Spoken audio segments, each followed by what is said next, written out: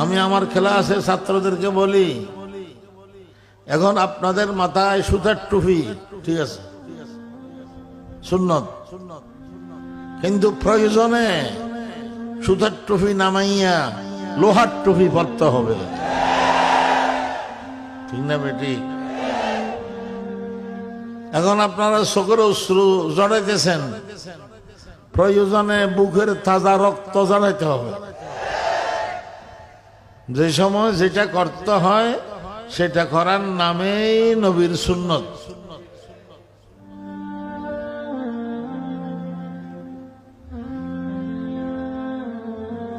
ইসলাম সব কিছুর সমন্বয় ইসলাম।